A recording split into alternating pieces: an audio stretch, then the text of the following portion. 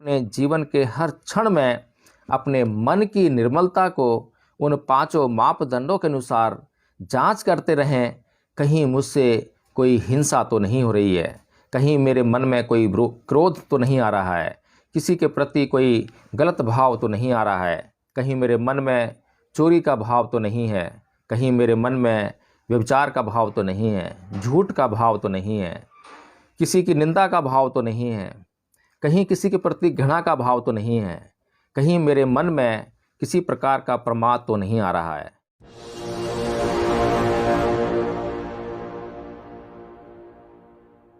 कि दो अतियों का मार्ग है, एक पूरी तरह से काम भोग को भोगने का मार्ग है, जिसमें यह कहा जाता है कि खाओ पियो ऐश करो, कल किसने देखा है, कल तो सबको मरना ही है। और दूसरी अति थी काय कलेश की अति, जो ये कहती थी कि ये जो हमारी इंद्रियां हैं, जो इनके विषयों से मिलती हैं तो बहुत तृष्णाएं और वासनाओं का जन्म होता है, तो उनका मूल उच्छेद कर दो, उनको नष्ट कर दो। तो दोनों जो अतियां थीं उनके बीच का मार्ग उन्होंने खोजा और उन्होंने यह भी बताया कि हालांकि जो विषयासक्ति है, विषयासक्ति यानी कि जो हमारी इंद्रियां हैं, पहले भी हम डिस्कस कर चुके हैं, लेकिन ये बातें ऐसी हैं कि जिन्हें बार बार डिस्कशन किए जाने की बहुत आवश्यकता रहती है। जो हमारी 6 इंद्रियां हैं उनके अपने अपने विषय हैं, नाक, कान, जीभ, त्वचा, आँख, मन, इन सब के अपने अपने विषय हैं। जैसे जीभ का विषय जो है टेस्ट है, गंध है, और जैसे ही जीभ का टेस्ट है रस है, गंध जो है नाक का विषय है। तो जीभ का जो विषय है, यानी जब हम किसी वस्तु को खाते हैं तो जैसे ही जीभ के संपर्क में आती है तो वहाँ से एक विषयासक्ति उत्पन्न होती है।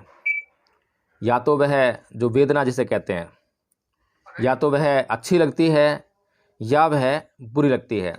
अच्छी लगती है तो राग पैदा होता है और बुरी लगती है तो घृणा पैदा होती है।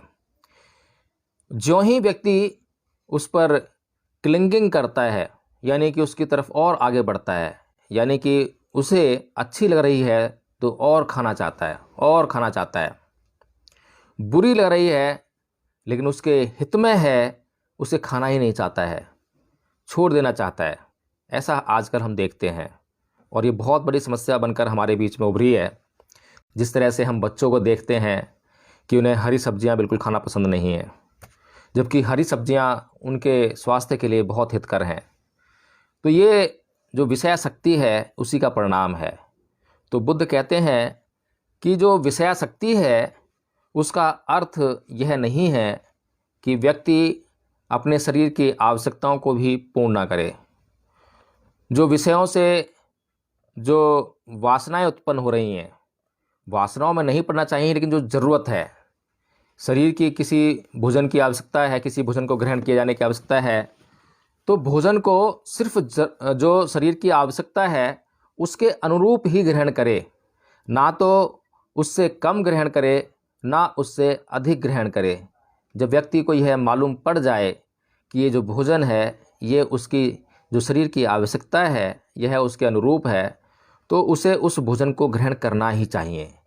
तब यह फर्क नहीं पड़ता कि वह भोजन स्वादिष्ट है या उसको जो है उसके लिए स्वादिष्ट नहीं है या उसे पसंद नहीं है। उसे वह भोजन अपने शरीर की आवश्यकता को पूरा करने के लिए बिना किसी राग और द्वेष के ग्रहण करना ही चाहिए।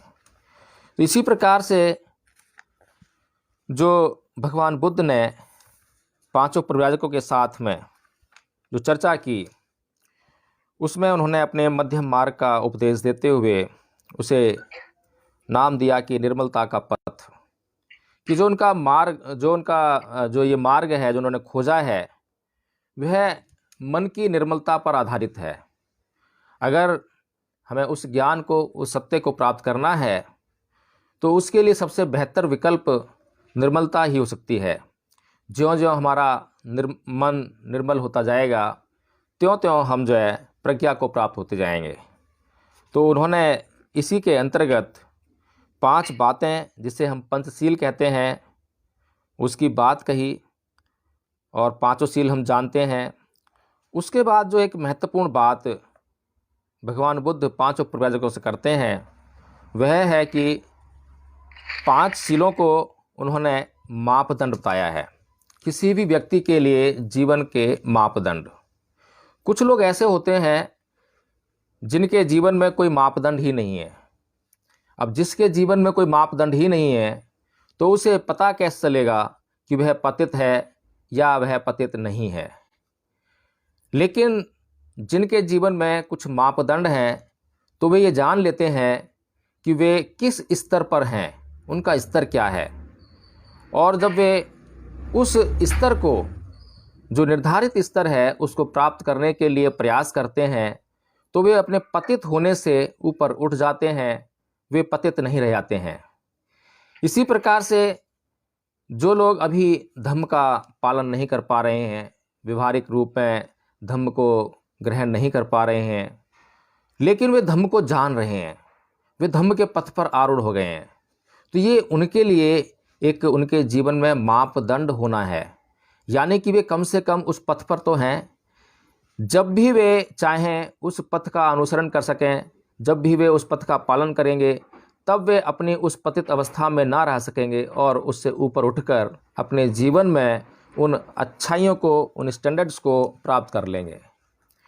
तो ये जो मापदंडों की जो बात भगवान बुद्ध करते हैं, ये हमें यह बताती है कि हमारे जीवन में 5 शीलों को हमें अपना निरंतर मापदंड मानना चाहिए। हमें हर पल अपने कर्मों को करते समय अपने मन की अवस्था को चेक करना चाहिए कि हमारे मन में क्या चल रहा है।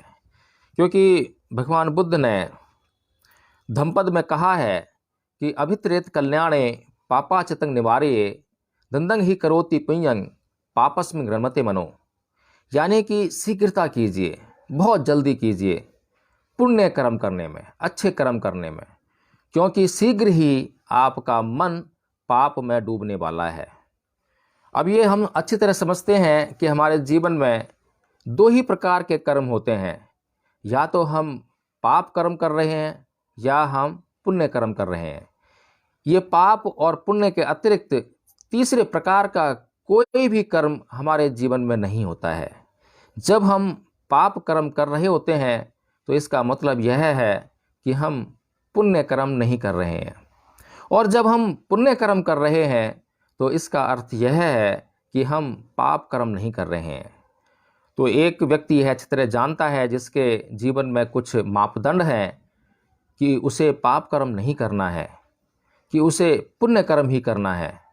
और जब वह अपने जीवन के इन मापदंडों को जानता है तो वह उसे यह निर्णय करना होता है इस गाथा के अनुसार कि जितना हो सके वह अपने जीवन में पुण्य कर्म करे, हर समय अपने मन को अच्छाई में लगा रखे, और जितना वो अपने मन को अच्छाई में लगाए रखेगा उतना ही वह पाप कर्मों से दूर रहेगा। तो इस प्रकार से हम सभी लोगों को, जो बुद्ध को मानने वाले हैं, बुद्ध के धम्म को जानने वाले हैं, उनको यह चाहिए कि अपने जीवन के हर क्षण में अपने मन की निर्मलता को उन 5 मापदंडों के अनुसार जांच करते रहें। कहीं मुझसे कोई हिंसा तो नहीं हो रही है, कहीं मेरे मन में कोई क्रोध तो नहीं आ रहा है, किसी के प्रति कोई गलत भाव तो नहीं आ रहा है, कहीं मेरे मन में चोरी का भाव तो नहीं है, कहीं मेरे मन में व्यभिचार का भाव तो नहीं है, झूठ का भाव तो नहीं है, किसी की निंदा का भाव तो नहीं है, कहीं किसी के प्रति घृणा का भाव तो नहीं है, कहीं मेरे मन में किसी प्रकार का प्रमाद तो नहीं आ रहा है। इन सभी मापदंडों को अगर आधार बनाकर हम अपना जीवन जिएंगे तो निसंदेह हर दिन हमारा जो है अच्छा गुजरेगा और बेहतर से बेहतर हम अपना जीवन कर सकेंगे।